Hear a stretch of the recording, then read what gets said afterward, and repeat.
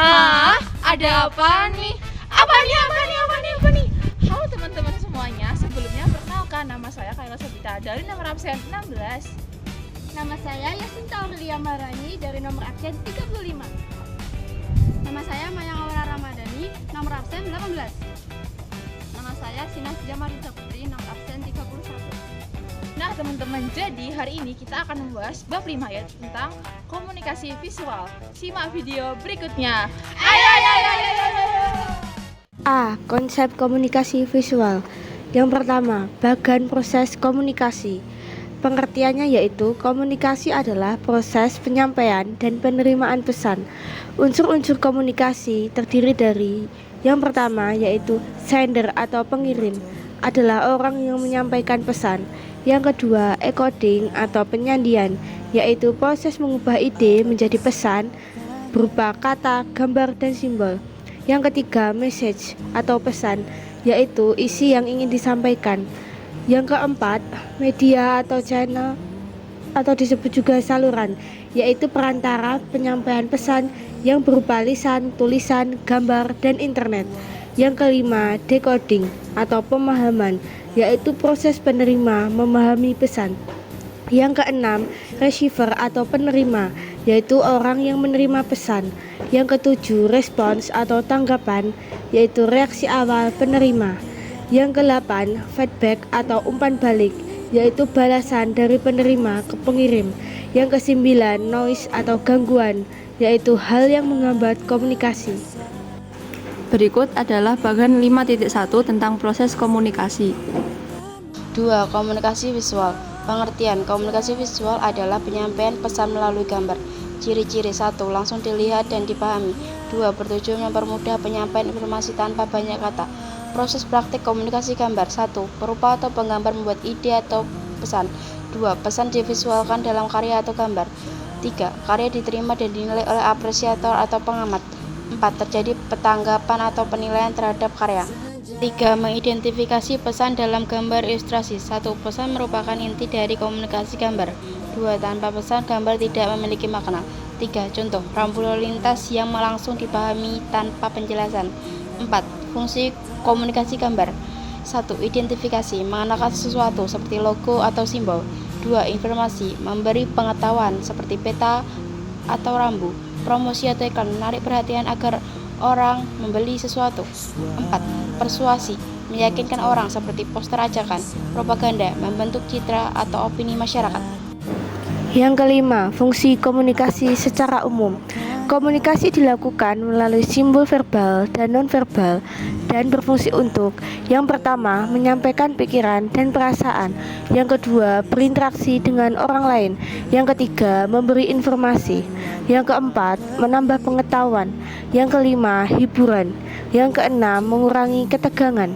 Yang ketujuh, mempengaruhi orang lain. Yang kedelapan, menjalin hubungan. Dan yang kesembilan, mengambil keputusan. Memilih materi mata pelajaran lain sebagai objek gambar. 1. Memilih materi mata pelajaran yang akan dijadikan objek gambar.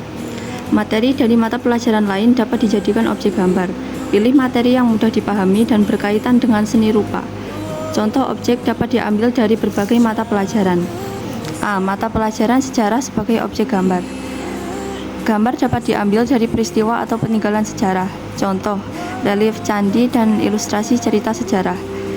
Gambar membantu menjelaskan kejadian masa lalu secara visual. Jika tidak ada dokumentasi foto, gambar menjadi alternatif pengganti. B. Mata pelajaran seni tari sebagai objek gambar. Gerakan tari dapat dijadikan inspirasi gambar. Contoh, tari legong dari Bali. Gambar bisa berupa sketsa atau ilustrasi gerakan tari. 2. Kaitan mata pelajaran seni rupa dengan sejarah. Seni rupa membantu memvisualisasikan peristiwa sejarah. Gambar atau foto digunakan untuk memperjelas kejadian masa lalu. Setelah abad ke-19, foto sejarah mulai banyak digunakan. Sebelum era fotografi, peristiwa digambarkan melalui lukisan atau ilustrasi. Inti. Yang pertama, seni rupa bisa mengambil inspirasi dari berbagai mata pelajaran. Yang kedua, gambar berfungsi membantu memahami materi lain secara visual, terutama sejarah dan seni tari. C. Membuat ilustrasi deskriptif. Yang pertama, pengertian gambar ilustrasi. Gambar ilustrasi adalah gambar yang digunakan untuk menjelaskan, memperjelas, dan memperindah isi teks atau informasi agar lebih mudah dipahami. Yang kedua, tujuan gambar ilustrasi. Yang pertama, memperjelas pesan atau informasi. Yang kedua, mempermudah pemahaman pembaca. Yang ketiga, menarik perhatian pembaca. Yang keempat, menambah nilai keindahan atau estetika. 3. Fungsi gambar ilustrasi. Yang pertama, fungsi ekspresif, menyampaikan ide atau perasaan. Yang kedua, fungsi analitis, menunjukkan bagian objek secara rinci. Yang ketiga, fungsi kualitatif, berupa tabel, grafik, simbol. Yang keempat, fungsi deskriptif, menjelaskan objek atau peristiwa. 4. Peran gambar ilustrasi. Yang pertama, menarik perhatian pembaca. Yang kedua, membantu memahami teks. Yang ketiga, menyampaikan informasi secara visual. Yang keempat, membantu menjelaskan peristiwa. Yang kelima, sebagai alat informasi, cerita, dan promosi. Dan yang terakhir, sebagai identitas, logo, atau ciri khas. 5. Langkah-langkah menggambar ilustrasi. Yang pertama, menyiapkan alat dan bahan. Yang kedua, menentukan tema atau objek. Yang ketiga, membuat sketsa. Yang keempat, menyempurnakan gambar, garis, dan warna. D. Menyusun portofolio karya.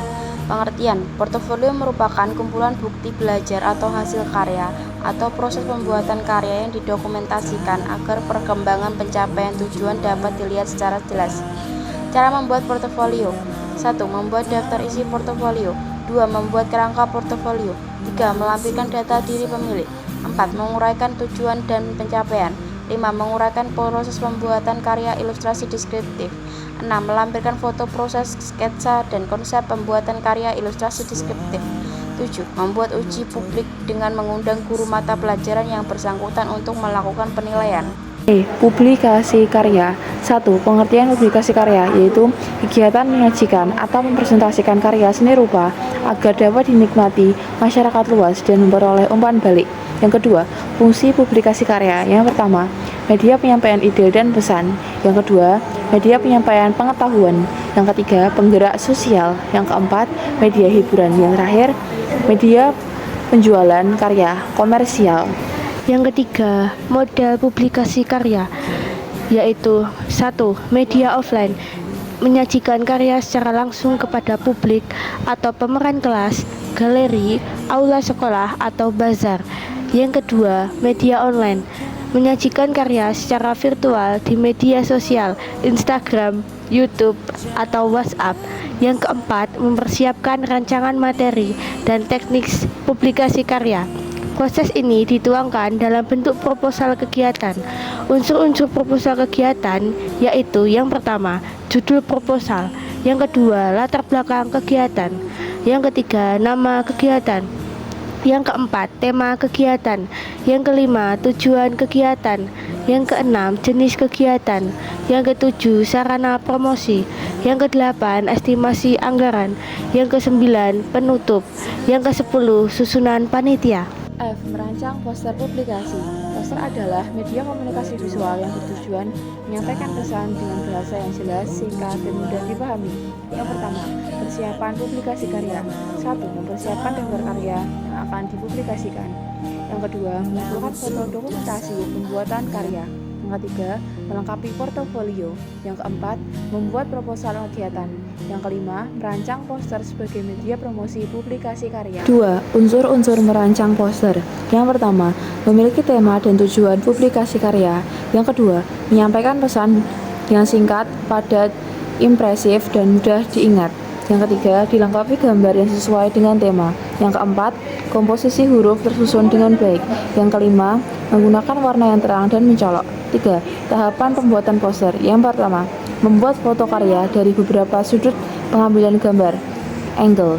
Yang kedua, memilih salah satu foto terbaik sebagai bahan gambar poster. Yang ketiga, membuat sketsa alternatif komposisi gambar dan huruf sesuai tema.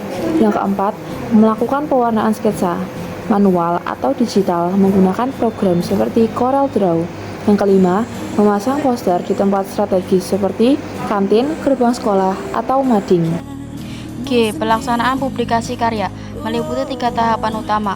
1. Perencanaan, yaitu pembuatan proposal kegiatan. 2. Persiapan, yaitu pelaksanaan kegiatan sesuai jadwal pada proposal. 3. Pelaksanaan, yaitu kegiatan berlangsung sesuai jadwal dan tempat yang ditetapkan, pameran online maupun pameran fiksi. Sekian video dari kami, terima kasih. Bye-bye.